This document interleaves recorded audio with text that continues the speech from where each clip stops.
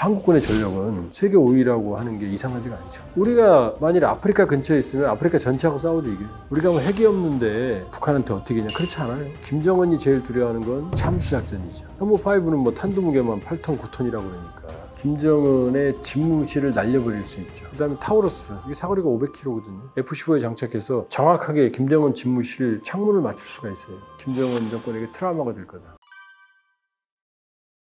지금 한국군은 가장 짜임새 있는 국방력을 가지고 있다고 볼 수 있어요. 일단 공군력을 본다 그러면은 지금 최첨단 스텔스기가 F-22지만 그러나 이건 운용비가 너무 비싸고 획득비도 비싸고 유지 운영에 너무나 많은 돈이 들어가요. 그래서 미국도 다 퇴역을 시키려고 하고 있거든요. 이걸 대체한 게 이제 통합 전투기로 탄생한 F-35거든요. A형은 공군, B형은 이제 해병대, C형은 이제 해군용이거든요. 한국이 이 F-35를 가지고 있죠. 40대.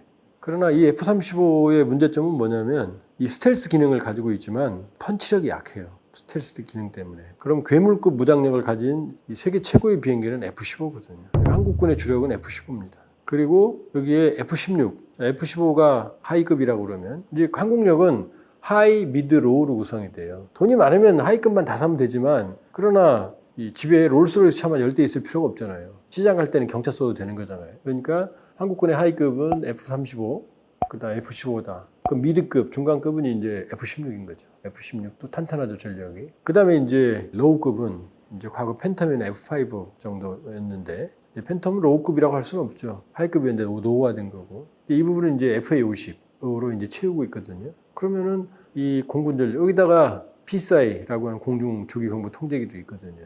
아주 단단하죠. 이 정도면은. 그 다음에 해군력을 본다 그러면은 해군력도 거의 사실은 우리가 미일 중로 사이에 껴있어서 그렇지 거의 우주군대급이라고 볼 수 있거든요. 신의 방패라고 하는 이지스 구축함. 이거는 거의 1000개 목표물을 거의 1000km에서 차단해고 수십 개 목표물과 동시 교전 능력이 있거든요. 이지스함이 탄생한 이유는 2차 세계대전 때 보니까 함정이 항공기에 취약하잖아요. 그러니까 원래 구축함이라는 건, 디스트로이라는 건 전투함으로 치지도 않았어요. 거함, 거포지, 전함이 있는데 전함이 항공기에서 공격을 받을 때, 잠수함으로 공격을 받을 때 취약하니까 이 전함을 보호하기 위한, 항공모함을 보호하기 위한 일종의 대공 능력, 대잠 능력을 갖춘 2000톤급 정도가 2차 세계대전의 구축함이거든요. 근데 전함이 쓸모가 없어졌잖아요, 이제. 그러니까 함정의 대공 능력이 중요해졌고 대잠 능력이 중요해졌거든요. 그러다 보니까 점점 구축함 개념이 커진 거예요. 그러다가 내 몸만 방어하는 게 개함방공, 자함방공. 나만 살면 돼. 이게 이제 광개토대왕급이거든요.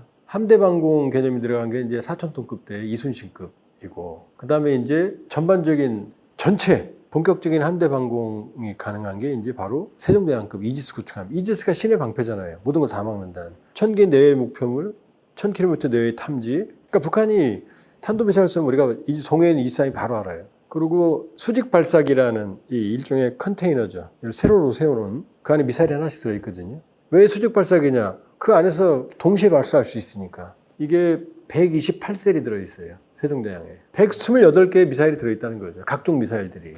자, 이게 세종대왕급이 3척이 있습니다. 그러니까 이 세종대왕급이 있으면 이 함대 방공, 전 함대를 방어할 수 있는 거죠. 그리고 이제 정조대왕급 1번함이 지금 진수 추역을 했는데 이 정조대왕급은 세종대왕이 7600톤급인데 정조대왕은 8200톤급이에요. 더 늘어났어요. 톤수가. 그런데 수직발사관은 128에서 84셀로 줄어들었어요. 그럼 왜 그러느냐? 이 세종대왕급은 적으로부터 날아오는 미사일을 함대를 보호하는 개념이지만 이 정조대왕급에는 SM-3라는 미사일이 장착이 가능한데 이건 우주에 있는 인공위성도 맞출 수 있어요. 고도 500km 이상. 그럼 뭐냐? 적 탄도미사일이 날아오면 이걸 우주에서 요격하는 개념이에요. 그럼 그 미사일 하나가 사실은 로켓이에요. 우주 로켓. 하나가 200억 원대예요. 그러려면 어마어마하게 커져야 되겠죠? 그 다음 여기다 현무4 괴물 미사일이라고 하는 현무4 함대지 미사일. 적을 때릴 수 있는 미사일이 들어가거든요. 그럼 커야 될 거 아니에요. 그러니까 동해에 어디서든지 간에 김정은 집무실을 때릴 수 있는, 막 괴멸시킬 수만큼의 거대한 미사일이. 그러니까 이 수직 발사기 수는 줄어들었지만 규모는 어마어마해진 거죠. 탄도미사일 공격 능력이 있고 적 대지 공격 능력이 있고 그 다음에 세종대왕급에 비해서 동시 교전과 탐지 거리는 거의 2배 가까이 늘어났어요. 이것도 모두 3척을 우리가 확보할 예정이에요. 그리고 왜 끝나면 한국형 이지스함이라고 하는 KDDX, 그러니까 한국 자체 설계한 이지스함이 되는 거죠. 이걸 6척을 좀 또 확보할 생각이거든요. 그렇게 따지면 지금 어마어마한 해상 전력이죠. 여기다가 장보고급 209부터 시작해서 장보고 1, 장보고 2, 장보고 3까지 3,000톤급 중잠수함까지 잠수함 전력이 지금 20여 척 내외가 있어요. 이것도 거의 다 최첨단이에요, 사실. 이 잠수함에서도 SLBM을 통해서 잠대지 탄도미사일을 발사할 수 있어요. 어마어마하죠. 여기다 독도함, 마라도함 보급함도 있고 이 상륙함도 있고 그렇게 따지면 해군력도 탁월하다. 지상병력으로 오면은 이제 뭐 우린 육방부라고 할 정도로 육군이 강하죠. 자, 강력한 야포, 포방부라고 그랬어요. 너무나 야포가 많아서. 그래서 K9 세계적인 자주포를 생산해냈잖아요. 거의 세계 자주포 시장의 절반을 차지해요. 그다음에 K1, K2 흑표 탱크까지 첨단 탱크. 폴란드 팔았죠? K2PL 폴란드 최첨단이에요. 가성비로 따지면 미국의 M1, 그다음에 독일의 레오파드, 그다음에 영국의 챌린지, 프랑스의 르클레르크, 러시아의 T-90 이거보다 더 나아요. 사실 엄밀히 보면. 최고의 기갑, 포병, 그 다음에 각종 탄도미사일 전력을 가지고 있거든요. 그렇게 따지면은 한국군의 전력은 세계 5위라고 하는 게 이상하지가 않죠. 우리가 만일 아프리카 근처에 있으면 아프리카 전체하고 싸워도 이겨요. 남미에 가 있어도 남미 어지간한 나라는 주변에 근처도 못 와요. 그 다음에 또 하나는 일본의 경우는 전수방위라고 그래서 국방비는 많이 쓰지만 국방 전력이 불균형이에요. 공격 무기가 없어요. 우리 F-15는 타우러스, 사거리 500km 타우러스를 동해에서 떠서 그런 상황은 안 오고 와도 안 되지만 일본을 공격할 수 있지만 일본의 F-15J는 한국을 공격할 수 있는 공격미사일이 없어요. 거기다 우리는 막강 세계 최강의 해병대를 2개 사단을 운영을 하고 있잖아요. 일본은 지금 육전대라고 해서 이제 겨우 만드는 개념이거든요. 그렇게 보면 한국군은 자꾸 무슨 약하다 어쩌다 그러는데 아니에요. 상당한 전투력과 장비를 강군이라고 볼 수 있죠. 실전 경험이 이제 그게 문제죠. 베트남전이 마지막이죠. 베트남전을 통해서 우리가 실전 경험을 비약적으로 발전을 시켰어요. 그런데 그때랑 지금은 전장 환경이 많이 달라졌거든요. 그러나 한국군의 실전 경험이 없지만 중요한 건 뭐냐면 우리는 고강도의 군사적 대치를 이어왔거든요. 연평해전, 1차 해전, 2차 해전, 대청해전, 그 다음에 연평도 포격전, DMZ, 군사분계선에서의 어떤 고강도의 군사적인 대치 이런 걸 통해서 간접적인 실전 경험을 하고 있는 거죠, 사실은. 그러니까 일본이나 이런 즉각적인 군사적인 위협이 없는 데하고는 다르죠. 한국군이 실전 경험이 없다고 해서 일반적인 국가와 동일 시력에서는 안 된다. 우리는 끊임없는 이 군사적 긴장 속에서 이 훈련과 작전 교류를 발전시켜 왔다. 이렇게 볼 수 있죠. 다만 이제 코로나라고 하는 시기에는 여러 가지 면에서 훈련이나 작전이나 이런 것들이 상당 부분 제약이 됐죠. 그 후유증이 좀 있죠, 사실은. 북한은 김정은 개인을 위한 국가입니다. 아무리 뱀이 아나콘다처럼 커도 뱀 대가리 자르면 몸은 아무 의미가 없거든요. 오로지 김정은만을 위한 체제거든요. 그렇게 보면 김정은이 제일 두려워하는 건 참수작전이죠. 그러니까 김정은을 제거할 수 있는 북한 지휘부를 타격할 수 있는 것들이 이제 바로 우리의 전략적 타격 능력이거든요. 그게 바로 이제 현무계열, 현무4, 현무5 같은 현무5는 탄도무게만 8톤, 9톤이라고 그러니까 어마어마한 거죠. 이란 때렸던 GBU-57 이런 것보다 더 위력이 크다고 봐야죠. 이건 지대지 탄도미사일이니까 항공기에서 투하하는 것과는 하늘과 땅 차이죠. 그런 우리의 핀포인트 방식의 적 지휘부 제거 능력에 활용되는 전략 자산들. 그 다음에 타우러스 같은 경우도 이게 사거리가 500km거든요. F-15에 장착해서 정확하게 김정은 집무실 창문을 맞출 수가 있어요. 물론 국산은 아니에요. 독일제예요. 그러나 이제 지금 국산도 공대지 미사일 개발하고 있거든요. 곧 전력화될 거예요. 몇 년 중에. 닌자 미사일은 뭐냐면 자동차가 있으면 수 킬로미터 밖에서 이 미사일을 통해서 미사일이 폭탄이 있는 게 아니에요. 미사일이 날아가면서 칼날이 퍼져요. 그게 사람만 죽여요. 운전사는 살리고 운전사 옆에 있는 사람만 죽일 수 있는 미사일이에요. 그게 닌자 미사일이거든요. 요인만 타격하는 거죠. 왜냐하면 폭탄을 쓰게 되면 애꿎은 사람들도 많이 죽으니까. 사실은 미국 정도만 가능한 미사일이라고 볼 수 있죠. 그 정도가 보면. 지금 우리 개념은 뭐냐면은 우리는 북한의 핵 위협에 대응하는 체계가 한국형 3축 체계거든요. 하나는 킬체인.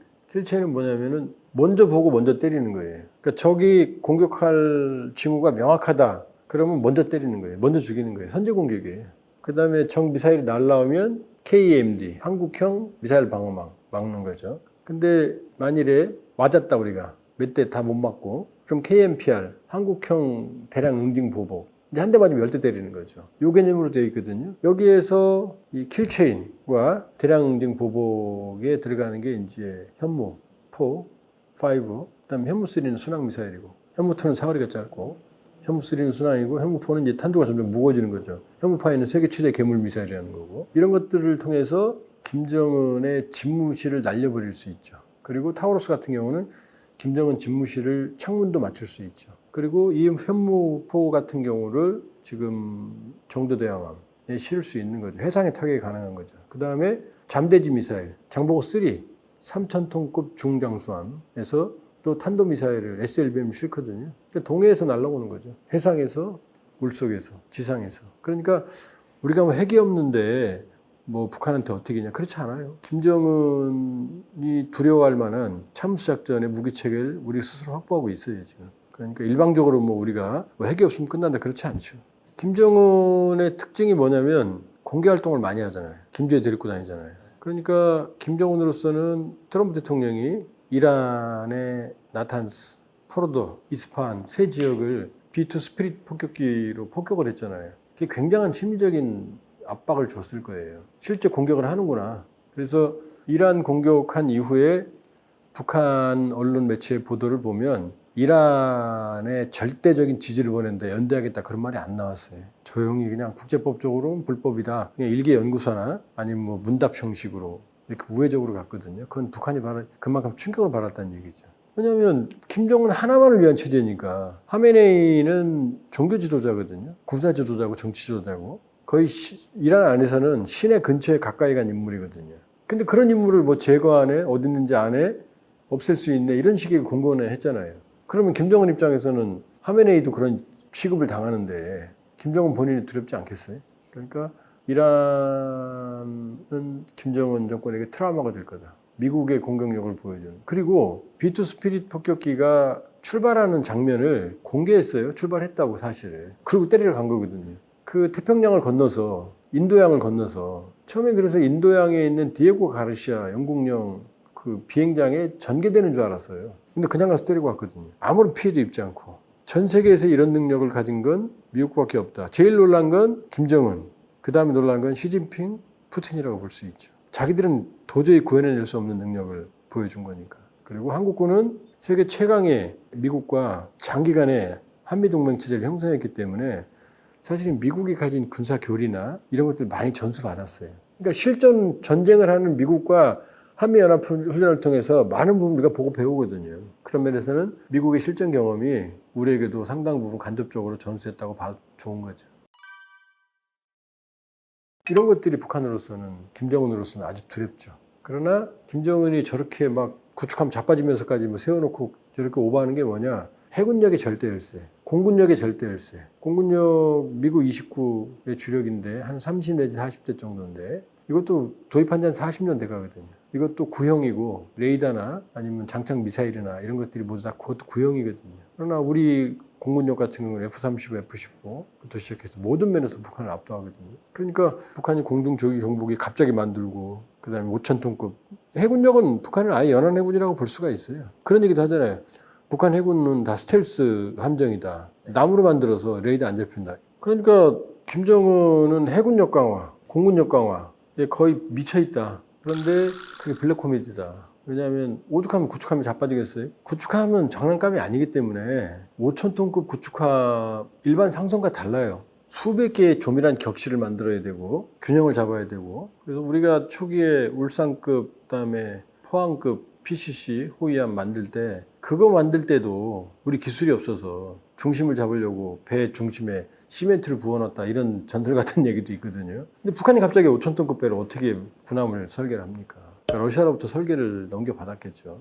실제로 최연함, 강건함, 자빠졌던 게 강건함이거든요. 두 척. 같은 경우 보면 러시아의 어드미랄 고르시코프 그 함과 거의 동일하게 생겼어요. 근데 그 설계도를 가져왔다는 얘기죠. 그럼 설계도를 가져왔으면 건함 능력은 있느냐? 없거든요. 껍데기는 만들 수 있지. 중요한 건 내부거든요. 그럼 보면은 얼마나 함이 기형적이냐면 요즘은 구축함은 잠수함이 밥이기 때문에 잠수함이 무서워요, 물속에 있으면. 그 잠수함은 또 항공기의 밥이에요. 대잠초객이나 헬기, 대잠 헬기. 그러니까 모든 구축함에는 대잠 헬기를 싣고 다니거든요. 그러니까 헬기 착륙장이 있고 비바람이 치니까 헬기 경납고가 있어요, 뒤에. 근데 이 북한의 5,000톤급 구축함에는 그 헬기 경납고에다가 미사일을 심어놨어요. 헬기가 없다는 얘기죠. 그럼 이 배는 동해에 나오면 바로 죽어요. 대잠 능력이 없으니까. 그럼 원래 헬기 경납고는 텅 비어 있어야 될 거 아니에요. 그럼 여기다 무거운 미사일 캐니스터를 다 집어넣었잖아요. 그럼 무게 중심이 흔들리는 거죠. 그렇게 될 수 있는, 그러니까 엎어진 거죠. 예를 들면. 그리고 5,000톤급 선박에 지금 장착할 엔진을 북한이 만들 수 있느냐? 없거든요. 터빈을. 그러니까 어떻게 돼요? 지금 자력으로 움직인다는 증거가 없어요. 진순시켰는데. 엔진이 없을 개연성이 있죠. 그리고 또 북한이 최근에 결정을 했어요. 내년도 10월 10일까지 5,000톤급 구축함을 다시 건조하라고. 남포조선소에서 새로 5,000톤급 구축함을 1년 2, 3개월 만에 절대로 만들 수가 없어요. 선진국도. 미국도 한 6, 7년 걸려요. 우리만 빨라요. 우리만 한 2년 정도 좀 더 걸려요. 근데 북한이 그걸 어떻게 건조합니까? 그러니까 김정은 머릿속에는 껍데기만 들고 툭닥툭닥거리고 미사일 집어넣으면 된다고 생각하고 있거든요. 이게 실전에서 쓸 수 있는 무기들이 아니에요. 어느 정도냐면 김군옥 영웅함이라는 전술핵 공격 잠수함을 2023년 9월에 진수시켰거든요. 그 핵잠수함이래요. 로미오급이라고 그래서 지금 건조된 지 한 40년 가까이 되는 재래식 잠수함. 로미오급은 2차 세계대전 잠수함에서 조금 더 발전된 개념의 잠수함이거든요. 그 잠수함의 길이를 늘리고 함교, 전망경이 있는 부분에 길이를 늘려서 여기다 미사일을 실어놨어요. 이 선체가 작으니까. 그런데 그렇게 자랑하고 진수시켰는데 그 잠수함은 2023년 9월 이후로 어디 있는지 아무도 몰라요. 물속에 있다는 설도 있어요. 못 나오고 있다는. 그러니까 겉으로 보면 어마어마해 보이지만 모든 것이 조작이고 국가 자체가 거짓말로 점철된 게 바로 북한이에요. 그게 김건옥 영웅함이었어요. 우리 합참이 그 배 초기에 시험 운항을 할 때 기운 걸 발견했어요. 잠수함이. 무게중심을 못 맞추는 거죠. 그러니까 김정은 머릿속에서는 하라면 해! 언제까지 해? 하면 잘 됐지 껄껄껄 구축함 자빠지니까 21일 만에 수리까지 다 맞춰서 진술했단 말이에요. 우스운 거죠. 그건 전투력이 있을 수가 없어요. 그러니까 이게 김정은이 왜 이렇게 조바심을 내느냐. 바로 대한민국의 넘볼 수 없는 재래식 전력. 이걸 따라가고 싶은 거죠. 안 되는 건 안 되는 거거든요. 참새, 뱁새가 황새 쫓아가면 어떻게 되죠? 그거 똑같은 거예요. 그러니까 구축함이 넘어지는 사상 초일이 있고 진수한 김군옥 영웅함은 어디인지 알지도 못하고.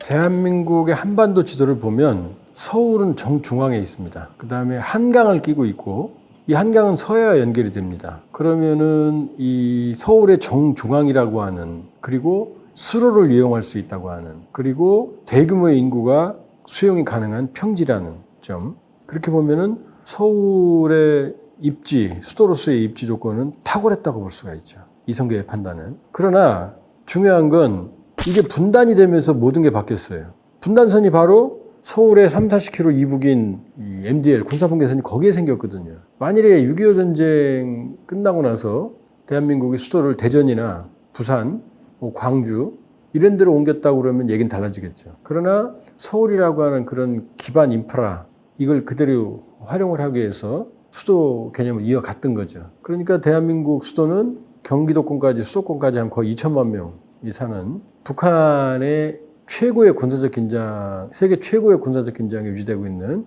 휴전선, 군사분계선 인근에 위치하게 된 거죠. 이게 대한민국의 딜레마인 거죠. 그리고 심지어 인천공항은 북한의 GPS 공격이나 아니면 지대공 미사일 같은 위협이 가능한 정도에 근접해 있는 거죠. 그러니까 북한이 틈만 나면 서울 불바다로는 그러잖아요.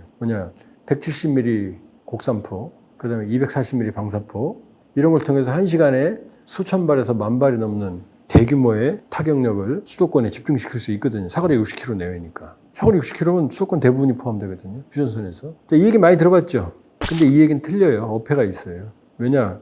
북한이 타격을 하면 대포병 레이더라는 게 있어요. 그거는 적 탄도를 바로 그 즉시 계산해내요. 그래서 즉각적으로 그 원점을 타격하게 돼 있거든요. 그러니까 1시간에 몇천 발, 몇만 발을 북한이 우리한테 쏠 수가 없죠. 쏘는 즉시 우리가 타격을 하니까. 그건 과장됐다. 그러니까 위협을 과장하는 거다. 그러니까 수도권에 우리가 있기 때문에 이 수도권의 위험을 알기 때문에 여기에 대응하는 체계를 촘촘하게 구축을 또 우리가 해놓은 거죠. 그러니까 우리 대한민국은 육군이 제일 강하고 육방부라고 그러고 육방부 중에서도 포방부라고 그래요.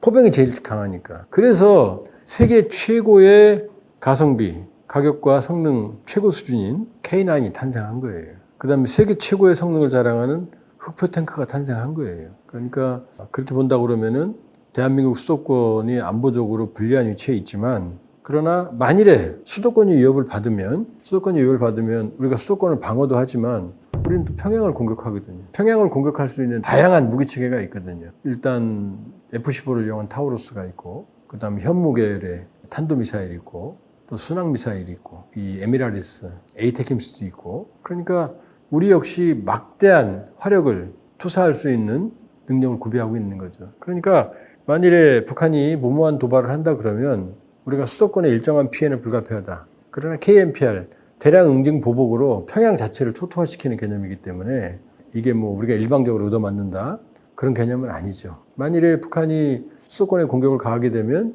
여기에 대한 대응 체계로 북한의 원점들은 대부분 다 규멸될 가능성이 높아요. 순식간에 이루어지죠. 바로 계산해요.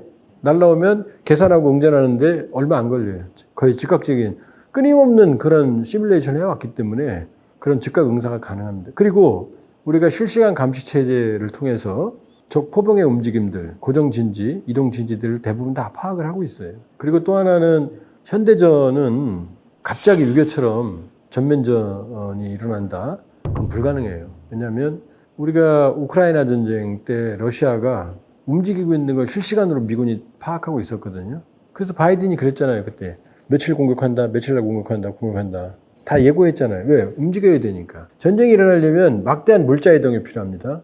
병력 이동이 필요합니다. 그 다음에 평상시와 다른 이 전파, 통신량이 증가합니다. 통신의 형태가 변합니다.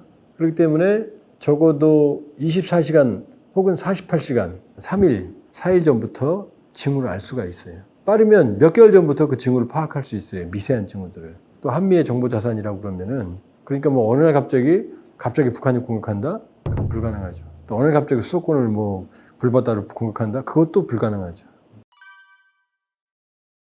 자, 미군의 전쟁은 주로 사막이었어요.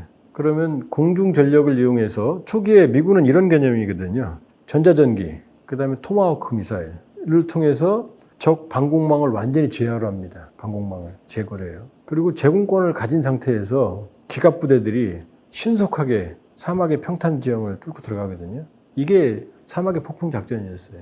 지금 러우 전쟁을 볼까요? 근데 러우 전쟁에 러시아가 왜 처음에 코피가 터졌느냐? 바로 이 러시아가 전쟁을 일으킨 2024년 2월 24일부터는 바로 이 라스푸티차라고 하는, 이 시간이 지나면 길이 진흙탕이 되는 그 시점으로 들어가거든요. 그럼 탱크 부대들이 도로를 따라서만 이동해야 됩니다. 들판은 못 가요, 평균. 빠져서, 캐터필러가 밖에서.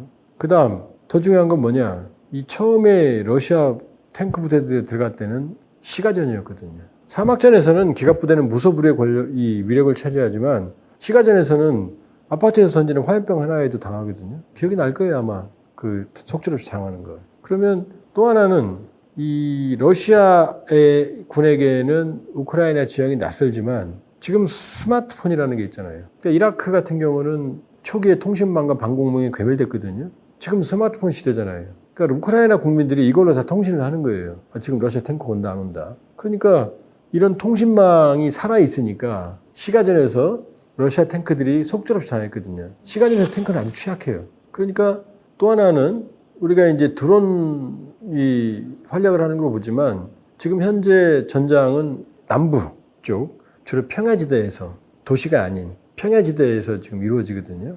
있어봐야 마을 정도. 그러면 드론 같은 경우는 평야지대에서는 탁월하죠, 능력이. 그러나 지금 제밍을 피하기 위해서 사용되는 이 광섬유 드론 같은 경우는, 도심 같은 경우는 어떻게 돼요? 건물이잖아요. 건물 사이 피해가면 걸리져서 끊어지잖아요. 가로등에도 끊어질 수도 있는 거고, 육교에 끊어질 수도 있는 거고. 그러니까 도심에서의 광섬유 드론은 이 벌판에서 광섬유 드론과 하늘과 땅 차이다. 취약성이 있다. 그 다음에 기갑전력의 무덤이다, 시가전은. 그렇게 보면. 그럼 지금 대한민국을 보면은 대한민국은 촘촘하잖아요. 아파트 사이를 광섬유 드론이 다닐 수 있어요?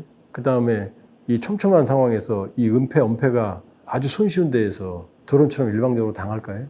그러니까 여기를 만일에 북한이 기갑부대로 뚫고 내려오지도 못하지만 들어와서 전투를 벌인다는 건 자살행위에 가까운 거죠. 그러니까 그런 얘기가 나오는 거예요.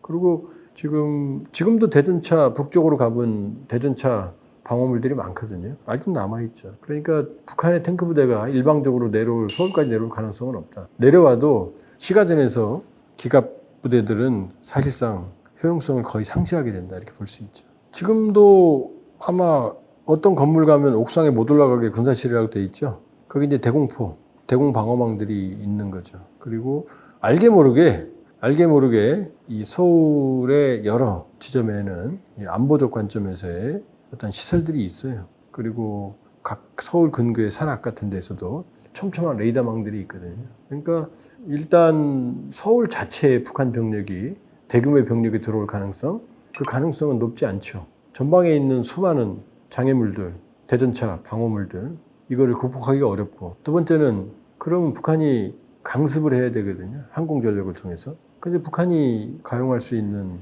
이 기습 침투 전력, 저는 안둘이라고 그래서 AN2라고 뭐 소리 없이 온다고 그러는데 그건 육안으로도 보여요. 그리고 육안으로도 사격에도 격추할 수준도 취약하거든요. 그리고 우리는 공중조위병부 통제기가 있기 때문에 안둘이 침입하는 걸 다 하늘에서 잡아낼 수 있어요. 비싸이가.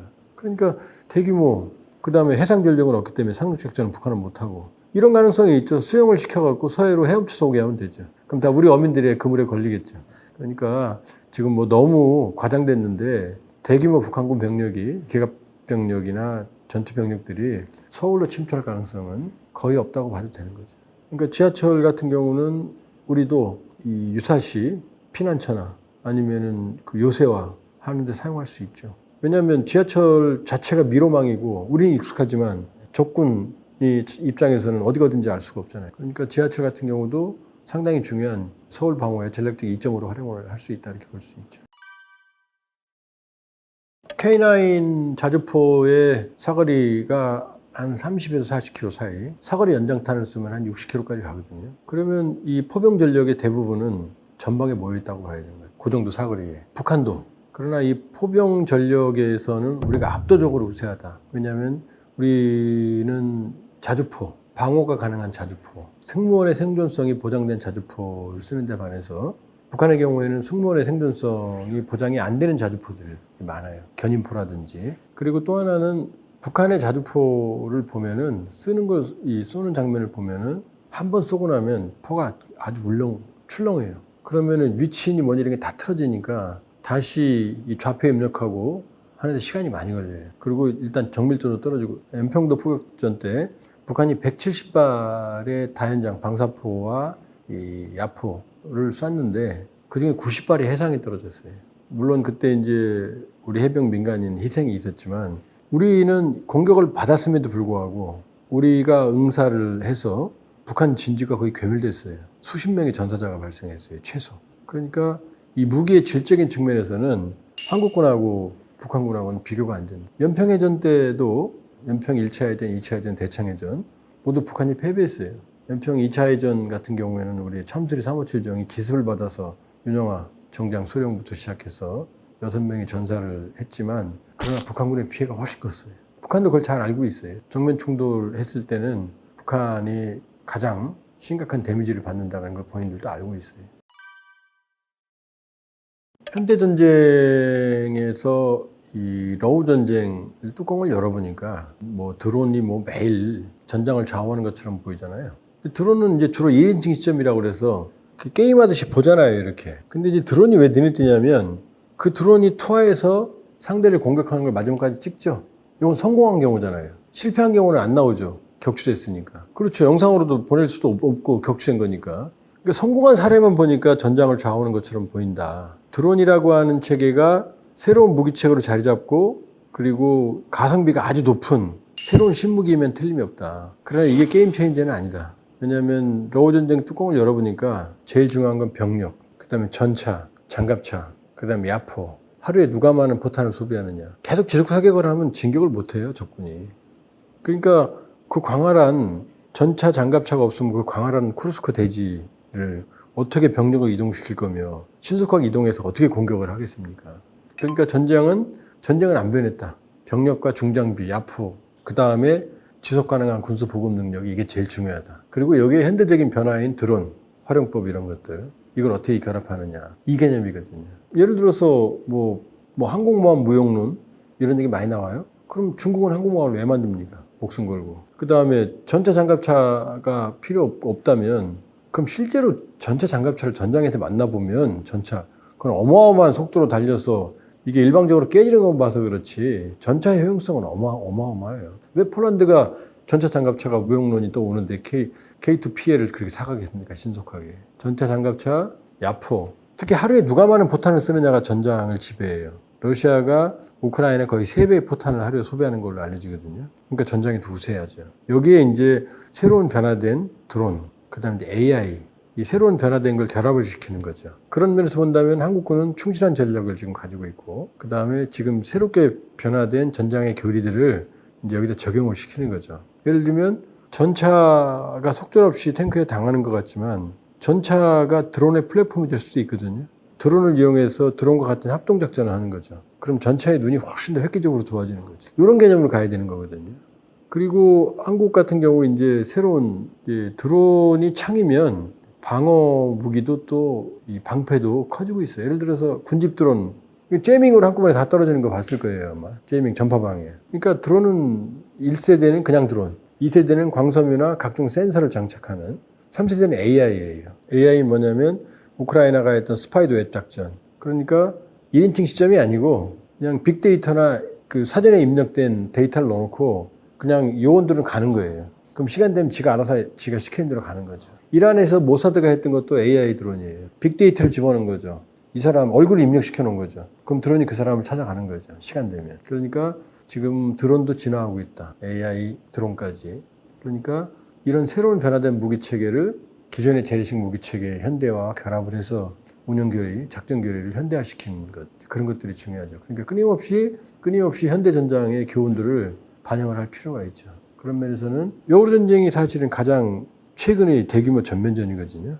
이스라엘이라는 항공을 통한 특이한 교전이고 이스라엘, 하마스, 헤즈볼라는 사실은 일방적인 이스라엘의 대게릴라전인 거고 그렇게 본다 그러면은 특히 러우전쟁은 초기엔 시간전도 같이 했거든요. 지금 평원에서였던 전투지만 러우전쟁의 교훈을 많이 반영할 필요가 있다. 우크라이나에 우리가 군사무기는 지원을 못하지만 인도적 지원이나 아니면 여러 가지 간접적인 협력을 해주고 구라든지 그리고 이제 우크라이나군이 습득한 현대전 그 다음에 특히 우크라이나군은 인민군하고의 교전 경험이 있잖아요. 그 교전 경험들을 잘 전수받을 필요가 있죠. 인민군에 대한 정보를.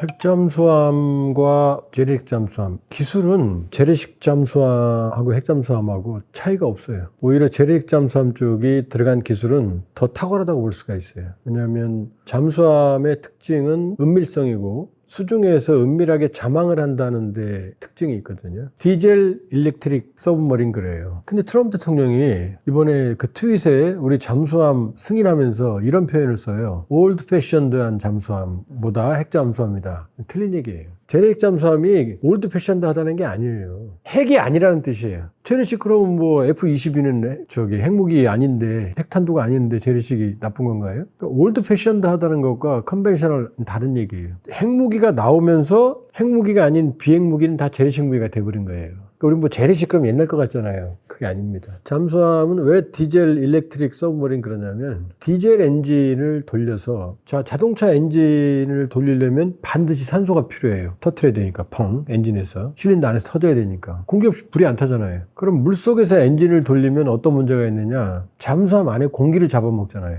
그럼 질식해서 죽죠. 승조원들이. 그러니까 엔진을 돌릴 땐 물 밖으로 나와야 돼요. 그래서 물 밖에서 엔진을 돌려서 디젤 돌려서 일렉트릭 축전을 해요. 배터리에 집어넣은 다음에 그 다음에 물 밑에 들어가선 뭘로? 전기로 이 스크류를 돌리는 거예요. 또 물 안에서 디젤 엔진을 돌리면 그 시끄러운 소리 때문에 다 들키죠. 소나 소음이니까. 그렇기 때문에 자막 능력이 제일 중요합니다. 그래서 세계적으로 유명했던 2차 세계대전의 독일군 유보트라고 그러죠. 보트. 배를 보면 보트처럼 생겼어요. 지금 그렇게 둥그런 소세지처럼 생겼죠. 이 소세지처럼 생긴 건 뭐냐면은 물의 저항을 최소화시키기 위해서 유선형으로 만든 거예요. 물고기가 다 동그랗잖아요. 네모난 물고기 없잖아요. 그런데 배는 수상함들은 이렇게 각이 되어 있죠. 왜? 파도를 갈라야 되니까. 독일의 유보트는 배처럼 생겼습니다. 왜? 그때는 기술이 없으니까 평상시에는 배로 다녀요. 그러다가 적이 나타나면 물속에 잠깐 들어가거나 전투할 때만 물속에 들어가는 거예요. 오래 자망을 못해요. 그게 단점이에요. 근데 기술이 발달되고 해도 이 문제가 해결이 안 되고 잠수함은 물 밖으로 나오면 시체예요. 아무런 무기가 없잖아요. 어뢰밖에. 물 밖에 나왔을 때 다 죽는 거예요. 쉽게 말하면. 그러니까 축전을 하러 엔진을 돌리러 물 밖에 나오는 게 너무 힘드니까 위험하니까 이제는 머리를 굴려서 이 빨대 있죠. 빨대만 쭉 올려서 이제 그럼 물속에 숨어 있잖아요. 이렇게 숨만 쉬는 거니까 안 보이잖아요. 그러면 위험하지 않겠죠. 그랬더니 또 뭘 사람들이 개발했느냐? 적외선 탐지 장치. 이건 열을 탐지하는 거거든요. 밤에. 그래도 보면 망망대해에서 뜨거운 김이 쭉 올라올 거 아니에요. 빨리서 보일 거 아니야. 그럼 또 바로 잡혀 죽는 거죠. 그래서 이번에 장보고 3의 배치 2에 들어가는 장형실함은 그 뒤로 개발된 게 이제 AIP라는 거예요. Air Independent Propulsion. 공기가 필요하지 않은 추진. 그러니까 이제 연료전지라는 것도 있고 여러 가지가 있는데 뭐냐면 물속에서 엔진을 돌리는 거예요. 예를 들어서 산소 발생 같은 걸 넣어주면 될 거 아니에요. 이런 식으로 물속에서 엔진을 돌리고 그리고 이걸 바로 축전하는 아니면 연료전지 같은 것들. 그래서 장형실함은 바로 AIP와 리튬 배터리가 들어있어서 최대 3주 동안 자망이 가능해요. 3주. 엄청 오래죠. 그러니까 물속에 들어가 3주 동안 안 나올 수 있는 거예요. 그런데 문제는 이건 뭐냐. 평상 속도나 저속으로 갈 때 보통 디젤 잠수함은 최대 속도가 20노트, 핵추진 잠수함 최대 속도가 한 30노트 되거든요. 근데 핵추진 잠수함은 최대 속도로 24시간 갈 수 있어요. 왜냐? 핵 분열을 해서 어마어마한 에너지가 발생을 하니까 엔진에 무리가 없고 그다음에 어마어마한 에너지 전기를 발생시키잖아요. 보통 45km 내외, 50km 정도로 40에서 50km 사이로 무한정 연료 교체를 보통 5년, 10년, 20년, 30년까지도 가거든요, 요새는. 그럼 교체하기 전까지는 40에서 55km까지 최대 속도로 계속 갈 수 있는 거예요. 올라갈 필요가 없죠. 왜냐? 핵 분열이니까. 핵 분열은 공기가 필요 없잖아요. 첫 번째. 두 번째, 원자로에서 무한한 에너지가 발생되니까 여기서 바닷물도 분해해서 산소도 만들고 그 다음에 먹을 물도 만들어요. 또 올라갈 필요가 없죠. 이론적으로 20년, 30년 동안 안 나와도 되는 거예요. 5년, 10년, 20년까지. 근데 먹을 게 필요하고 사람들이 답답해 미치니까 올라와야 되는 거죠. 이번에 이재명 대통령이 그랬잖아요. 재래식 잠수함으로 핵주인 잠수함, 중국 쪽 잠수함 짰는데 어렵다고. 자, 장형실함이 3주 동안 자망이 가능하겠죠. 그건 10km 정도로 저속으로 갈 때. 걷기 운동을 할 때는 한 2시간, 3시간 가도 안 지치죠. 근데 100m 달리면 어떻게 돼요? 10초, 15초면 헷갈거리죠? 장형실함이 3주 동안 자망한다는 얘기는 평시 속도로 갈 때 얘기고 고속기동 30km 내외로 기동을 하면 2-3시간, 서너 시간이면 배터리가 방전이 다 돼요. 그러니까 40, 50 가는 핵심 잠수함을 최대 20, 30km로 쫓아간다 그러면 일단 따라가지 못하고 그나마 따라가다가도 서너 시간이면 방전이 다 된다는 얘기예요. 이론상 그냥 조용히 걸어갈 때 뛰면 금방 지치죠. 그러니까 핵추진 잠수함과 재래식 잠수함을 비교한다는 거는 그건 비교 자체가 불가능한 거예요. 물론 핵추진 잠수함은 좀 시끄럽고 단점도 있어요. 가격도 비싸고 또 해체할 때 문제도 있고. 그러나 잠수함의 성능만 본다면 물속에서의 자막 능력과 속도로 본다 그러면은 재래식 잠수함과 비교가 안 된다. 그러니까 재래식 잠수함은 기술이 집약체죠. AIP, 공기부려, 리튬 배터리 이런 건. 그러니까 핵추진 잠수함보다 훨씬 기술 집약체예요, 사실은. 그런데 자막 능력과 속도 면에서는 따라가지 못하는 거죠. 지금 핵추진 잠수함이 있는 나라를 얘기해 볼게요. 미국, 영국, 프랑스, 중국, 러시아, 인도. 그 다음에 계획이 있는 나라가 호주, 오커스 2021년부터. 그 다음에 우리예요. 일본도 없어요. 이제 얘기가 되죠? 이 정도면. 인도도 러시아제 핵추진 잠수함을 빌려다 썼어요. 임대로. 그리고 무려 30년 동안 개발해서 이번에 아리안트라는 걸 최초로 취역을 시켰어요. 2척이 있습니다. 인도산. 근데 인도산 핵추진 잠수함은 성능에 좀 문제가 있을 가능성이 높고 중국과 미국이 싸우죠. 미국이 핵추진 잠수함이 66척이 있습니다. 중국은 12척이에요. 비교가 안 되죠. 러시아도 미국의 절반밖에 안 돼요. 이게 현실이에요. 인도는 딱 2척이에요. 북한은 핵추진 잠수함이 아니고 70년대부터 개발된 로미오급 잠수함. 이 로미오급 잠수함은 2차 세계대전 유보트에서 다음 단계로 개발된 거예요. 그러니까 약간 배 모양이 소세지보다는 수상항에 적합하게 배처럼 생겼어요, 약간. 그걸 소세지처럼 개량을 해서 요 위에다가 추진은 디젤이고, 디젤 전기고, 요 위에다 함교. 폭이 좁으니까 여기 미사일, 수직 발사를 못 실으니까 함교, 전망경에 있는 부분이 크잖아요. 그러니까 로미오급 잠수함에다가 구소련의 골프급 잠수함, 여기에는 함교를 이용해서 미사일 발사대를 설치해 놓은 게 있거든요. 그걸 얹은 거예요. 그렇게 늘려서. 2023년 9월에 진수했지만 생각해 보세요. 30년, 40년 된 잠수함에 길이만 늘려서 대가리는 더 크게 해놓고 이렇게 그게 가겠어요? 수상항해할 때는 기울고 물속에 들어가면은 계속 가라앉고 그래서 지금 어디 있는지 몰라요. 재판대에는 물속에 영원히 들어있을 수도 있어요. 실패했어요. 지금 가진 나라, 자, 미국, 영국, 프랑스, 러시아, 중국이 있고 인도가 30년 돼서 러시아 전폭적인 지원을 받아서 이제 겨우 중국은 아직도 중국 잠수함은 물속의 경운기라고 그래요. 너무 시끄러워서. 그래서 잠수함의 치욕이 뭐냐면 강제 부상이에요. 너 나와, 너 안 나오면 죽여? 그럼 강제로 나와야 되거든요. 나 숨어 있는데 들켜면 얼마나 창피해요. 여러 번 강제 부상을 당했어요. 일본한테도 당하고 그 해외 그 나토 쪽한테 미국한테 당하고 나와! 들키면 끝나죠. 잠수함 들키면 죽어요. 왜냐? 아무런 무기가 없으니까 어뢰밖에. 물속에 숨어있을 때는 침묵의 살인자지만 들키는 순간 죽는 거죠. 이렇게 보면 돼요. 강도가 총 가지고 골목에 숨어있어요. 근데 난 권총이 있어요. 그럼 강도가 어디 숨어있을 때는 무섭지 않잖아요. 근데 어디 있는 거 알면 어떻게 돼요? 강도는 죽는 거죠. 그게 잠수함이라고 보시면 돼요. 지금 10년이라고 그랬잖아요. 10년 동안 내척이라고 국방부 장관과 해군 참모총장이 국정감사에서 말했죠. 지금 우리는 노무현 정부 때 2003년 362 사업이라고 핵추진 잠수함 기본 계획이 있었어요. 추진단도 있었어요. 그때 이후로 기본 작업은 계속 해왔다. 기본 설계는 다 끝났다고 보시면 되고 그러면 조선 능력은 한국이 세계 최고거든요. 기술은. 잠수함 건조도 세계 최고예요. 독일보다 앞선다고 보면 돼요. 그러면 원래 뭐 가끔 이 시청자분들이 댓글 다신 거 보면 혹은 뭐 우리가 뭐 미국이 기술을 안 주면 어떡하냐. 기술 필요 없어요. 우리 자체 계획이 우리가 스스로 만들고 여기 들어가는 원자로도 우리가 만들기로 돼 있어요. 다 자체로 하는 거고 핵 연료, 농축만 지금 국제규범의 원자력 협정, 한미 원자력 협정에서 허용을 받아야 되거든요. 그것만 해달라는 거예요. 뭐라고 그랬어요, 이재명 대통령이? 우리가 자체 기술로 만들 테니까 연료를 공급해달라 이렇게 말했거든요. 그러니까 우리는 세계 최고의 잠수함 건조 능력이 있고 원자로 개발 능력도 있고 아무런 문제가 없어요. 그러니까 10년이면 내척이 다 확보되는 게 아니라 초도함, 첫 번째 함이 나온다는 얘기고 그러나 우리 능력으로 봐서는 빠르면 6, 7년이면 될 거다. 한번 생각해 보세요. 세계 최고의 조선 능력. 기술은 중국보다 앞서요. 지금 가장 고난도의 고부가가치 선박이 LNG선이거든요. 이거는 아주 극저온, 압력, 그러니까 기술의 총화예요, 이게. 8월 말까지 발주된 전 세계 LNG선이 16척이거든요. 그 중에 14척을 한국의 조선소가 수주했어요. 여기서 안 끝나요. 그럼 나머지 2척은 한국 조선소의 미국의 자회사가 수주했어요. 사실상 100%죠. 그게 한국이에요. 거기다가 이번 3,600톤급 장형실함. 자, 잠수함 이름을 보통 안중근, 도산 안창호, 독립운동가들 이름, 그 다음에 손원일제도급, 장보고급 이렇게 뭔가 무장투쟁, 무력을 행사하는 분들 이름을 붙이잖아요. 근데 왜 장보고 3 배치2 3600톤급 최신의 함정에는 장형실이라는 과학기술의 상징 조선시대 세종대왕의 이름을 붙였을까요? 그만큼 자신이 있다는 거예요, 기술로는. 자, 잠수함은 세계 최고의 기술이 있어요. 원자로, 원전 대국이잖아요. 우리 원전 수출하잖아요. 그럼 다 된 거 아니에요? 이미 다 돼 있다는 게 그 얘기예요, 지금. 3600톤급 장형실함 우리가 완전히 독자적으로 설계했거든요. 원자로 우리가 독자로 설계하거든요. 그럼 다 돼 있는 거지, 뭐가 더 필요해요. 바로 할 수 있죠, 기술을. 다 가지고 있는 거죠. 그 다음에 노무현 정부 때 362 사업으로 인해서 기본 개념 설계 연구 다 돼 있는데 그게 다 돼 있다는 얘기가 뻥이라는 얘기 아니에요. 이렇게 보면 돼요. 자, 단군 이래 최대의 베스트셀러 방산 무기는 K9. 단군 이래 최대의 기술 집약제는 KF-21. 단군 이래 최대의 전략 무기는 한국 핵추진 잠수함.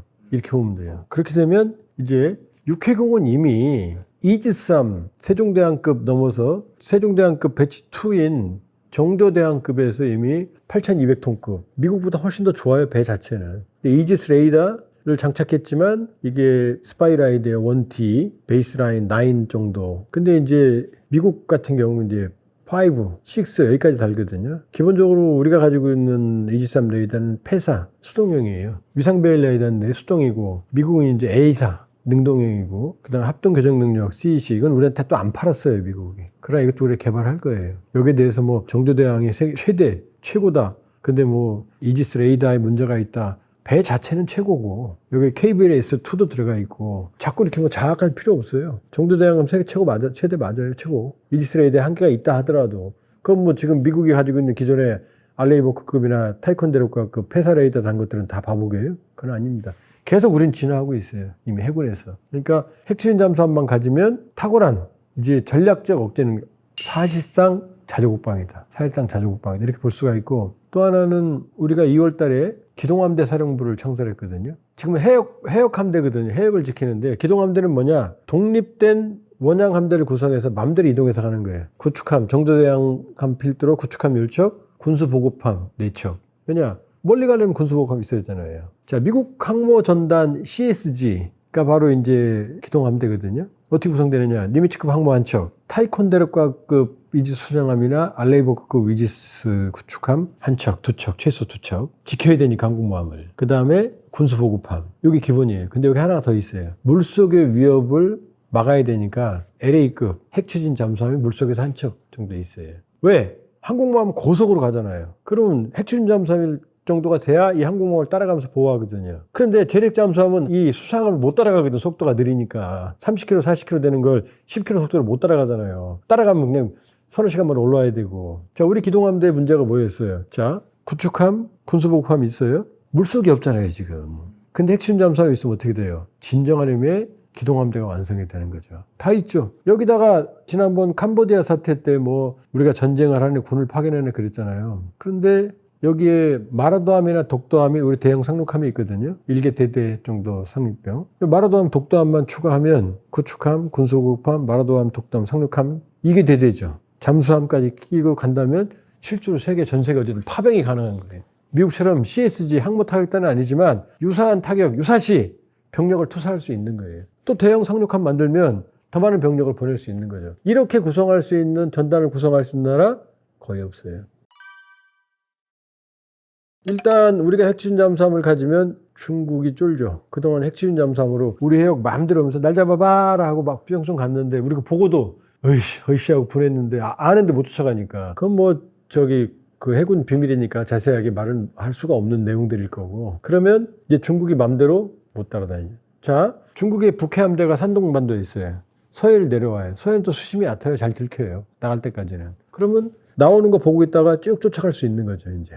어마어마한 거예요. 그 다음에 동해 같은데, 동해는 잠수함의 천국이라고 그러거든요. 왜? 수심이 깊잖아요. 그 다음에 남쪽에서 난류와 북쪽에서 베링해 쪽에 한류가 내려와서 섞여요. 그럼 거대한 수계가 발생을 해요. 그럼 여기에 숨어 있으면 소나가 잘 통하지 않아요. 여기 2달 숨어 있으면 때려 죽여도 아무도 못 찾는다고 보면 돼요. 그럼 김정은 잠 못 자지. 수직 발사관 미사일을 10발에서 지금 장행실함도 수직 발사관이 10개인데 이건 더 커지니까 장행실 3,600톤인데 아마 지금 5,000톤급이라고 그러는데 지금 프랑스제 바라쿠다 이게 6,000톤급이거든요. 그 다음에 인도의 아리안트 이 정도. LA급 공격 원잠은 좀 더 크고 6,000톤급 내외가 되지 않을까. 그러면 최소 12개에서 한 16개 사이의 발사관이 들어가거든요. 거기에 현무4 같은 4.5톤 괴물 미사일이 들어갈 수도 있어요. 그러면은 잠 못 자죠. 핵추진 잠수함으로 전 세계를 한 바퀴 도는데 시속 40, 50km로 생각해봐요. 얼마 걸리겠어요? 한 달 정도면 돌아요. 어디든 가죠.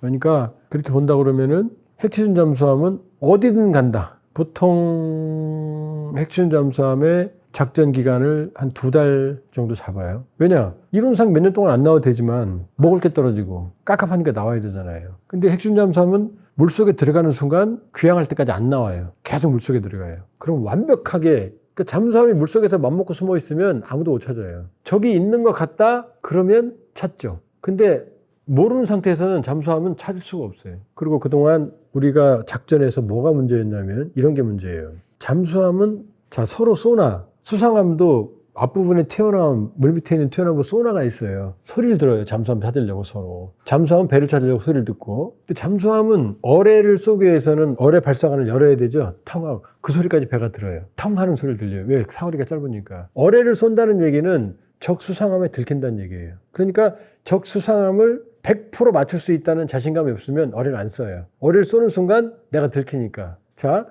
쐈는데 쏘고 나서는 도망가야 될 거 아니에요. 대륙 잠수함은 속도가 느리잖아요. 핵심 잠수함은 쏘고 나서 핑 도망갈 수 있는데 대륙 잠수함은 도망가다가 배터리가 방전된단 말이에요. 배가 쫓아오니까. 그러니까 이게 대륙 잠수함 작전에 많은 제약이 있는 거죠. 핵심 잠수함은요.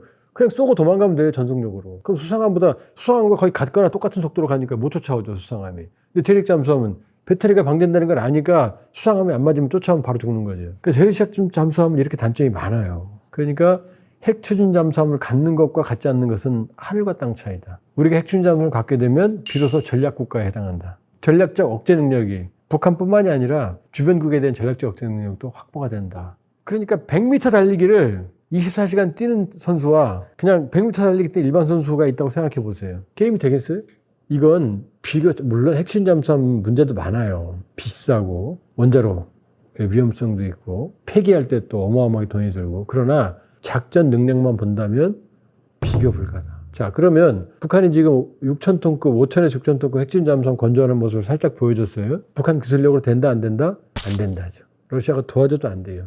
러시아가 도와줘도 인도가 30년 걸렸어요. 우리가 되는 건 바로 세계 최고의 조선 기술력이 있기 때문에 된 거고, 그 다음에 해군과 완벽한 협업체제를 갖추고 있어요. 잠수함 건조 시기부터 해군과 끊임없이 소통을 합니다. 뭐가 문제고 뭐가 아니고. 대한민국은 잠수함 건조에 이상적인 생태계를 형성하고 있다. 이건 국뽕이 아니다. 미국보다 더 잘 만들 수 있다. 자꾸 미국이 안 도와주면, 다시 말씀드리지만 미국의 기술을 받지 않습니다. 우리 기술로 합니다. 미국이 우리 기술을 필요로 해요. 필리 조선소에서 트럼프 대통령이 만들라는 얘기도 우리 기술이 탐나서 여기 와서 만들어라. 그리고 우리 것도 만들어라. 라는 얘기예요.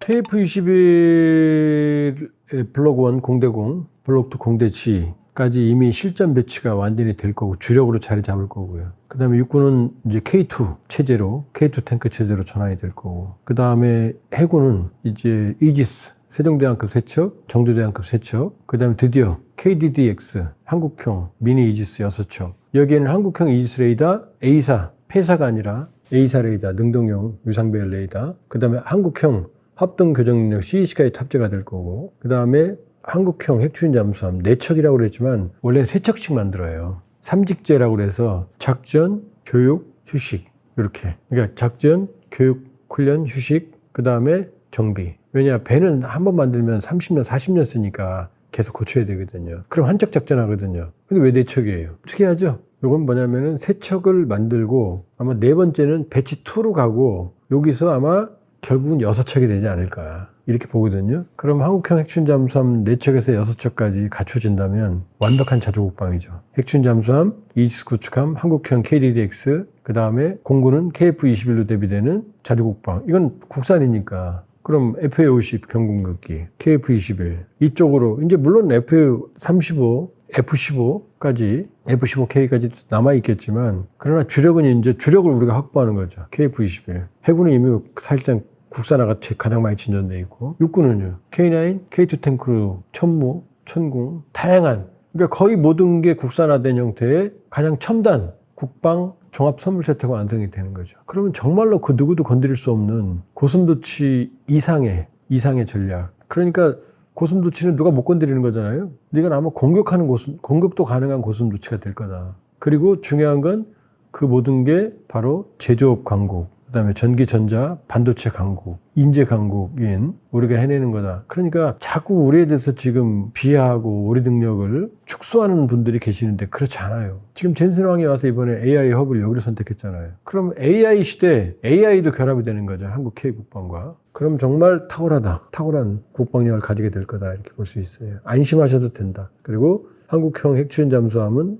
비용과 시간이 들더라도 반드시 확보해야 되고, 많은 난제가 있지만 미국이 트럼프 대통령이 승인하는 이 기회를, 저럴 기회를 놓쳐서는 안 된다. 다른 건 몰라도 핵추진 잠수함 확보에 있어서는 정쟁이 있을 수 없다. 뭐 안 되네 어쩌네. 왜냐하면 제가 아주 오랫동안 핵추진 잠수함, 그다음 우라늄 농축 재처리를 주장해 왔어요. 3가지를 선물 세트, 종합 선물 세트로 아주 오랫동안 공식적인 글에서, 논문에서, 강연에서. 개인적으로는 아주 감개무량한 상황이고, 그런 국뽕적 감정을 넘어서 한국의 미래를 위해서는 핵추진 잠수함의 장단점이 있지만 반드시 확보해야 된다, 이렇게 볼 수 있어요.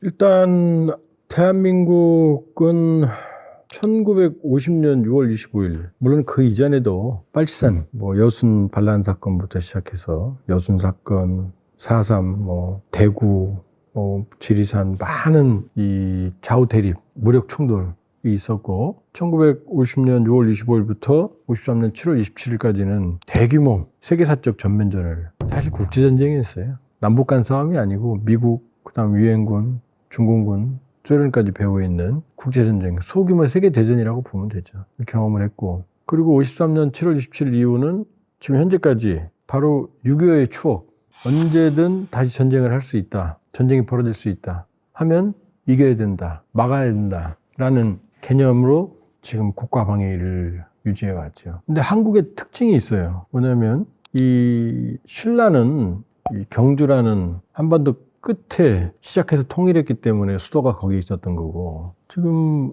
고려, 조선 합치면 거의 1000년이잖아요. 1000년의 수도. 뭐 고구려까지 치면 더 길죠. 그 수도는 삼국시대니까 고구려는 이제 평양이었지만 거의 통일 한반도 개념을 적용한 고려와 조선을 보면 수도가 어디에 있어요? 정중앙에 있어요. 개성, 개경, 그다음에 서울, 한양이죠. 그러니까 이 한반도를 전체를 보면 개성이나 개경, 그다음에 이 서울, 특히 서울은 문제가 없어요. 수도로서 정중앙에 위치해 있고 한강 수은으로 연결되어 있고 바다하고도 연결되어 있고. 그런데 문제는요, 38선 이 그어지면서 남북이 분단되고 지금 NDL 군사분계선이 생기면서 한국 수도 서울은 가장 적의 위협에 노출된 지점에 와 있는 거죠. 그러니까 임시수도 부산에 그냥 머물러 있었다면 안보의 개념이 바뀌었을 거예요. 그럴 거 아니에요. 그런데 부산에서 서울로 수도를 옮겼고, 다시 아니죠, 이제 환도죠, 돌아온 거고. 그리고 분단 체제가 고착되니까 그 환도를 할 때는 통일이 되겠지, 우리가 해결하겠지, 근데 수도의 중앙이 되겠지, 이런 개념이었을 거 아니에요. 그러나 아니죠. 그게 고착되면서 어떻게 돼요? 지금 서울 중심부에서 중부전선, 서부전선까지 100km는 너무 멀고 수십 킬로밖에 안 돼요. 서울이 남북이 20km, 그 동서가 30km거든요. 커 보이죠? 그거밖에 안 돼요. 그러니 생각해보면 휴전선에서 얼마나 가깝겠어요? 50km 내야 되는 지역이 많아요. 그럼 우리 딜레마는 뭐예요?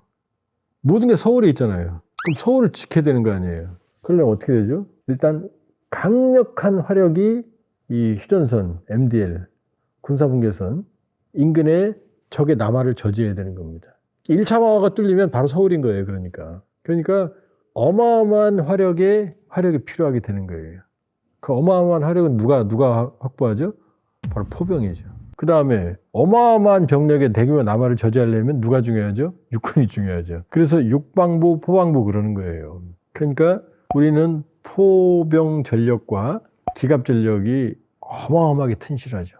물론 이제 그 기본 개념에서 점차 최근 KF-21, 그 다음에 이지스함, 정조대항함, 다산장해공함 이어지는 이런 튼실한 다양한 공군, 해군 전력도 이제 육성을 하고 있지만, 그러나 기본적으로 화력전에 강한 우리 국방부, 포방부가 탄생한 배경인 거예요, 이게. 그러니까 한국의 화력 투사 능력은 이제 막강한 거고, 또 하나는 한국의 고슴도치 전략, 사실은 독침 전략이라고 해야죠. 이게 왜 강화되어 있느냐면은 바로 두 가지 때문이에요. 하나는 북핵입니다. 자, 핵무기와 재래식 전력에는 넘을 수 없는 강이 있어요. 히로시마, 나가사키에 떨어졌던 이 핵무기, 분열탄, 원자폭탄이라고 그러지만 엄밀히 말하면 분열탄이거든요. 핵분열. 우라늄 235와 P239, 플루토늄 239를 활용한 분열이거든요. 그 대략 거기에 분열 능력이 한 1% 정도밖에 사용이 안 됐지만, 히로시마에 떨어졌던 거는 TNT 15,000톤의 폭발력이 있었어요. 나가사키는 21,000톤. 나가사키는 목표 지점이 잘못 떨어져서 피해가 다행히 그나마 적었던 거고, 히로시마, 그러니까 화약이 15,000톤이 터졌다고 생각을 해보세요. 어마어마하겠죠? 그게 핵폭탄이에요. 15킬로톤이라고 그러는데. 근데 지금 쓰는 핵폭탄들은 그 킬로톤 개념을 잘 안 써요. 메가톤을 써요. 메가톤은 100만 톤이에요. 이게 수소폭탄이거든요. 이중수와 삼중수를 융합하는 개념이에요. 그럼 융합하면 여기서 어마어마한 열과 에너지가 발생하는 거니까, 그러니까 U235나 P239는 툭 치면 어마어마하게 분열을 해요. 빅뱅처럼 생각하면 돼요. 이렇게. 그 분열하면서 천문학적인 열과 에너지가 발생하는 게 이게 무기인 거고, 수소폭탄은 왜 수소폭탄이냐? 이중수소, 듀테리움과 트리튬, 삼중수소를 결합을 시키거든요. 이중수소는 양성자 하나, 중성자 하나. 그게 두 개잖아요, 이중수소. 삼중수소는 양성자 하나, 중성자 두 개거든요. 5개죠? 이걸 강제로 결합을 시키면 이게 양성자 2개, 중성자 2개인 헬륨으로 바뀌어요. 그럼 중성자 하나는 남겠죠? 이게 튀어나와요. 하나는 융합되면서. 이때 이게 태양 에너지예요. 이건 분열과는 비교가 안 되는 에너지가 발생을 하거든요. 그게 이제 바로 우리가 알고 있는 수소폭탄, 열핵무기, 융합탄이에요. 그러니까 미국이나 뭐 러시아, 중국이 가지고 있는 다 이거예요, 지금. 융합탄이에요. 그러면 이 융합탄은 기본 단위가 뭐냐? 메가톤이에요. 100만 톤. 그러니까 뭐 0.5 메가톤 이렇게 써요. 미국이 쓰는 미니트맨에 들어가는 게 트라이덴트 들어가는 게 475킬로톤, 약 0.5톤, 0.5 메가톤에 해당하는 그 융합탄이 있거든요. 이게 지금 오하이오급 핵잠수함에 들어있는 거예요. 이게 한 발이 히로시마의 33배예요. 그러니까 어마어마하죠. 히로시마의 33배예요. 비교가 안 되죠. 아니 15,000톤도 힘들어 죽겠는데 470은 어떻게 되는 거예요? 47만 5천 톤이라는 얘기예요. 요만해요. 크기도 요만한 밖에 안 해요. 47만 5천 톤. 47만 5천 명한테 1인당 1톤씩 TNT를 선물하는 거 똑같은 거예요. 끔찍하죠? 비교가 돼야 안 돼요. 보통 미사일, 단거리 미사일의 탄도 무게는 500kg 정도고 그 안에 화약이 많아봐야 100kg, 200kg밖에 안 들어있거든요. 이 비교가 돼야 안 돼요? 안 되죠. 그러니까 우리는 뭐예요? 그럼 우리도 핵무기 가져야 돼? 가질 수가 없잖아요. 가질 수 있는데 이제 손가락 빨아야 돼. 석기 시대로 돌아가는 거죠. 제재 받고 경제 받고 뭐. 그러니까 핵무장은 답이 아니잖아요. 그러니까 우리 고민은 뭐예요? 저놈들을 저걸 어떻게 막지? 이래서 나오는 게 이제 한국형 독침인 거예요. 핵무기는 아니지만 핵무기를 무력화는 못 시키지만 저놈들이 예를 들어서 벌이 요만하잖아요. 벌이 침이 있잖아요. 그 사람들 무서워하잖아요. 말벌은요. 잘못하면 침 맞으면 죽잖아요. 그 개념인 거죠. 그럼 뭘까? 쟤들의 핵심을 원샷 원킬. 그게 이제 바로 현무5 같은 무기예요. 현무5는 뭐냐? 이 탄도 무게가 8톤이에요. 탄도만. 보통 500kg인데 얘는 8톤이에요. 현무4가 4.5톤이거든요. 더 나간 거죠. 그리고 이 안에 폭약이 2톤 정도 들어있어요. 8톤이 특수 강철로 재질이 아주 강해요. 그러면 미사일이 나갔다가 들어오면 종말 속도가 마 한 10쯤 돼요. ICBM은 마 한 20이 넘어요, 떨어질 때. 그러니까 러시아가 쓰는 오레시니크 같은 미사일 IRBM은 탄도 안에 폭약을 안 넣어요. 그냥 관성으로만 떨어져도 천문학적인. 자, 혜성이 축구공만 게 떨어져도 반경 수백 미터 이상, 무슨 수백 미터예요? 축구공만 떨어져도 엄청나게 파이거든요. 예를 들어서 1kg짜리 한 10kg짜리가 떨어진다. 그럼 나라 하나 날아가요. 그러니까 예를 들어서 이 정도 되는 이 손가락 굵기만한 강철, 이 빛의 속도로 땅에 떨어지죠. 광속으로. 그럼 소형 핵폭탄 폭발이 일어날 정도. 그러니까 8톤이 마 10의 속도로 떨어지면 그 자체로 어마어마한 충격파가 발생을 하죠. 일단. 그 다음 두 번째는 이게 이제 벙커버스터 역할을 할 때 보면 수십 미터에서 이상 관통하는 거죠. 이게 땅에서 터지면 에너지가 밖으로 터져버리잖아요. 근데 땅 안에서 터지면 어떤 일이 벌어지냐면은 땅이 뚜껑 역할을 해요. 터지면 이 폭발력이 밖으로 안 나가요. 아래 위로 퍼지는 거죠. 그러면 어떻게 되죠? 그 안에 있던 빈 공간들, 벙커, 환기구, 시설들 이런 것들이 다 파괴가 되는 거죠. 그러니까 이 개념은 뭐냐면 우리가 GBU-57 이란 폭격했던 벙커버스터하고 이제 많이 비교를 해요. 그거 이상이다. 걔는 무게가 30톤이 넘어요. 전체가. 근데 문제는 뭐냐면 걔는 폭격기 B2 스피릿이 실어갔잖아요. 많이 장착을 해 2발이에요. 기름 꽉 씌고 그러면 한 발 정도밖에 못 실어요. 멀리 가면. 그럼 얘는 어떻게 되죠? 항공기 고도가 어떻게 돼요? 높아야 10,000m, 15,000m일 거 아니에요. 아무리 높아도. 그렇죠? 그 이상 못 올라가요. 그러면 이게 거기서 떨어지는 거. 그것도 무게가 대단하죠. 그렇죠? 뭐예요? 이건 자유낙하잖아요. 자유낙하는 폭탄의 관통력과 추진력에 의해서 고도 수십 킬로 혹은 대기권 밖으로까지 나갔다 떨어지면 마 10 이상의 속도로 떨어진 관통력이 어느 게 크겠어요? 그럼 현무가 훨씬 큰 거죠. 그런데 그걸 우리가 수백 발 확보할 생각이거든요. 현무5를. 이미 배치했어요. 작년 2025년 12월부터 현무5를 실전 배치해서 부대에 넘어갔어요. 실전 운영이 가능해요. 1년에 수십 발 정도 생산을 할 능력이 있거든요. 그러니까 이 수십 발을 동시에 쏘면 어떤 일이 벌어지느냐. 원샷 원킬이에요. 요거 한 방으로 하나의 목표물을 제거할 수 있어요. 그러니까 이 시설물 하나, 건물 하나. 그러니까 일반적인 미사일은 포탄이나 미사일이 생각보다 위력이 안 세요. 아파트 하나 이런 거 제거하기 쉽지가 않아요. 근데 현무5는 이 한 발로도 어지간한 아파트 한 동을 붕괴시킬 수 있는 거죠. 그리고 지하에 있는 시설도 지하를 목표로 하면 지하에 있는 시설 일정한 영역을 초토화시키고. 그러니까 소위 말하면 지하에서 터지면 혹은 지상에 터지면 소규모 지진파가 발생한다고 그러면 돼요. 그러면 뭐 안에 사람들이 있으면 그 지진파에 의해서 굉장히 충격을 받겠죠. 기능을 못하거나 사망하겠죠. 이런 독침. 그 다음에 또 한국형 무기 중에 우리가 주목할 게 바로 3,600톤급 장영실함. 3,000톤급 잠수함이 이제 도산 안창호급인데 이게 배치2가 장영실급이거든요. 그러면 3,600톤급 잠수함에 탄도미사일을 발사관이 10개예요. 배치원, 장보고 3의 배치원에는 6개. 근데 그 10발의 SLBM을 재래식 탄두를 실을 수 있다는 거거든요. 지금 재래식 잠수함에 SLBM 발사관 10개를 장착한 건 우리가 유일해요. 그러니까 그건 기술적으로도 어렵고, 그 다음에 그만큼 보통 잠수함은 헌터킬러로 많이 써요. 뭐냐면 적 수상함, 적 잠수함 탐지, 이런 게 이제 헌터킬러 개념이거든요. 이게 일반적인 잠수함의 특징이에요. 해상 억제력. 그런데 우리는 바로 북한이잖아요. 보통 이제 공격 원잠이 있고 전략 원잠이 있거든요. 전략 핵잠, 공격 핵잠. 미국의 LA급이 이제 대표적인 공격 원잠이에요. 핵 추진만 이제 쓰고, 무기는 어뢰하고 순항미사일 이런 것들이에요. 근데 그러니까 일종의 헌터킬러 개념이죠. 그런데 이 전략적 억제력, 탄도미사일을 운용하는 건 오하이오급이에요. 오하이오급. 그러니까 오하이오급은 어마어마해요. 이 탄도미사일 발사관이 24개예요. 소련과 협의가 돼서 너무 무서우니까 그중에 4개는 폐쇄했지만 원래 능력은 24개예요. 그 24개에 트라이던트 2가 들어있는데, 그 트라이던트 2 안에는 각각에 12발의 다탄도 몰브 MIRV가 들어있어요. 그 한 발이 475킬로톤이에요. 그러니까 그 트라이던트 24개 발사관에 한 발에 히로시마의 33배의 폭발력을 가진 게 12발이 들어있다는 얘기예요. 끔찍하죠.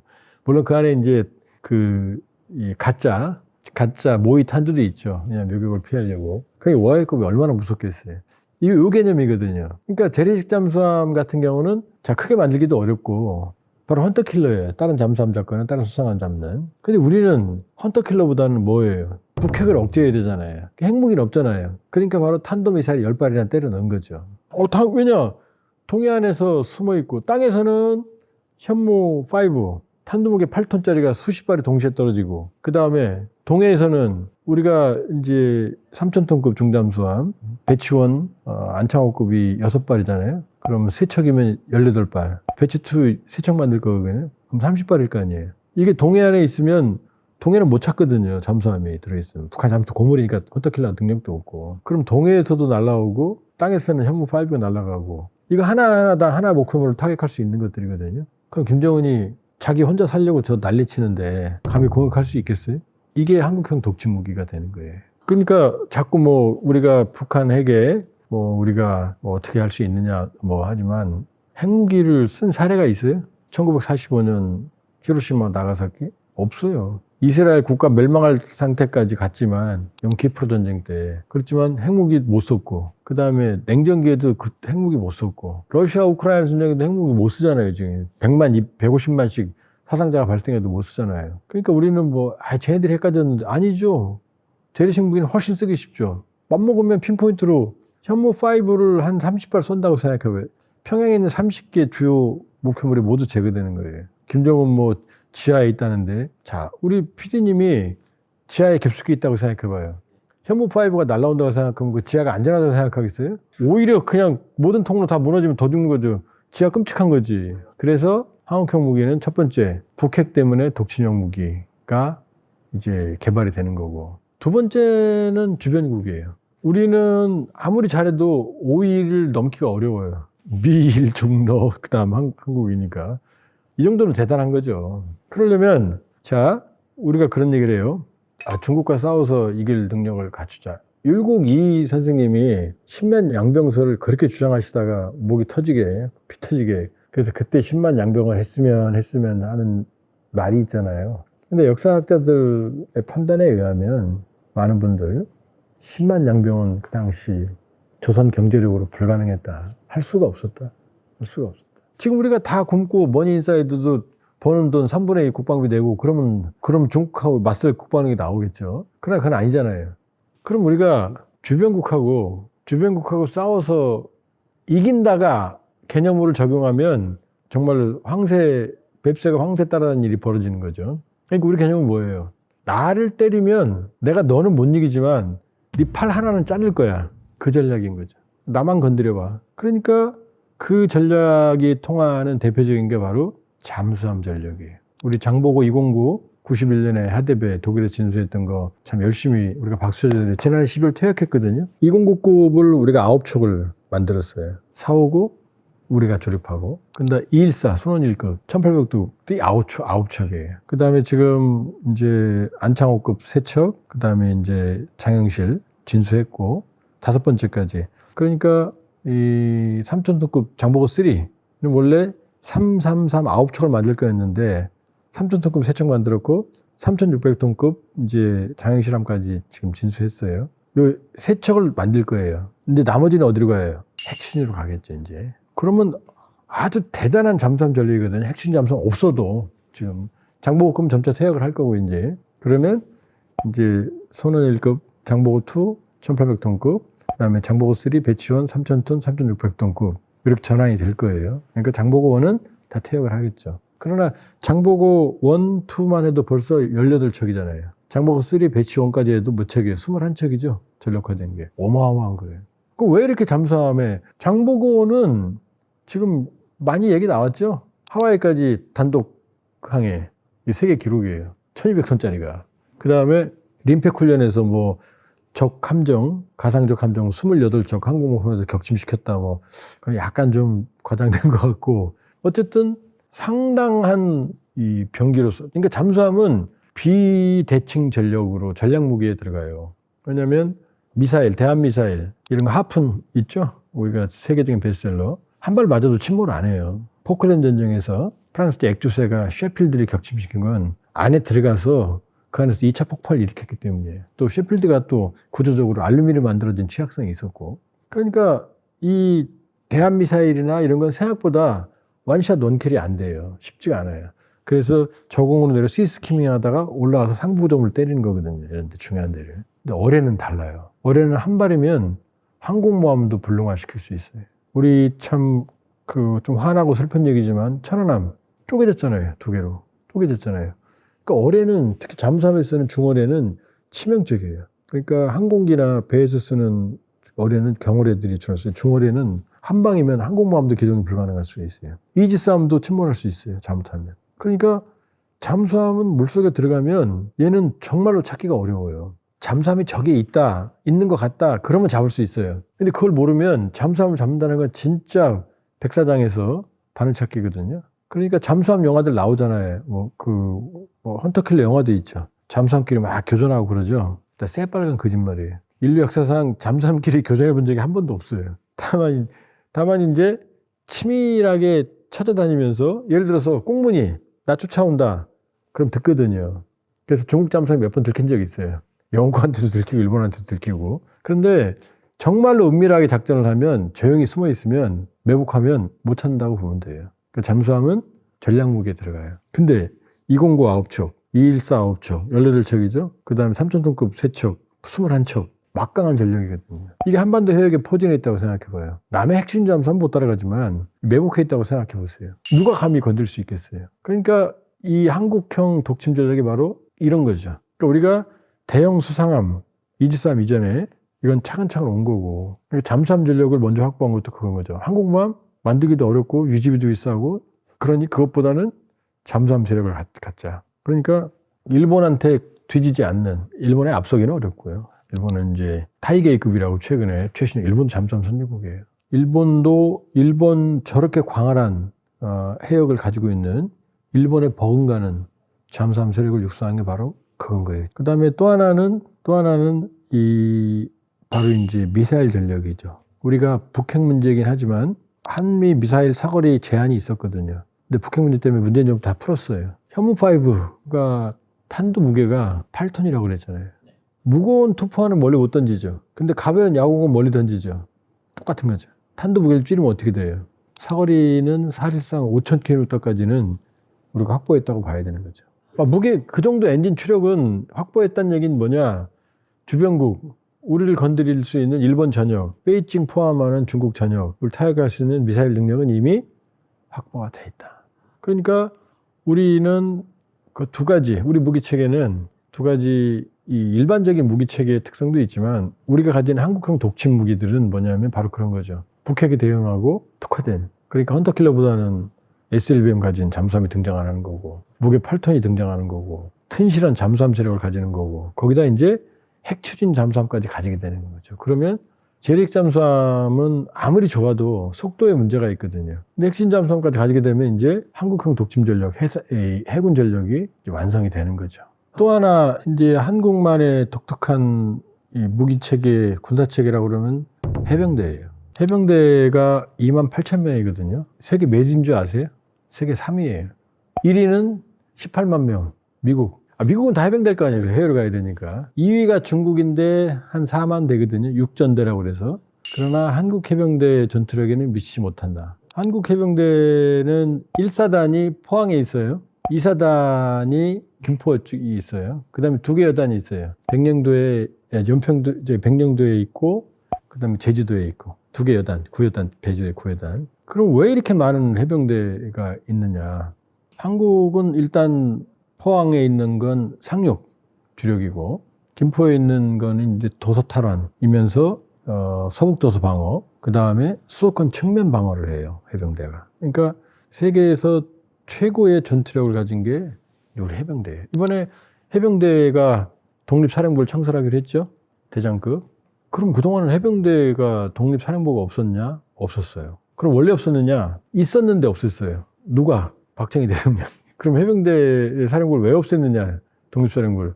싸움을 너무 잘해서. 이게 우리 군의 흑 역사인데 5.16 군사 쿠데타, 뭐 군사혁명이라고 그러는데 쿠데타 때, 쿠데타 맞죠? 군인들이 사고 쳤으니까. 거기에 대한 박정희 정권에 대한 평가는 다양하지만 그때 해병대가 이쪽 수도권 돌파하는데 혁혁한 공을 세웠거든요.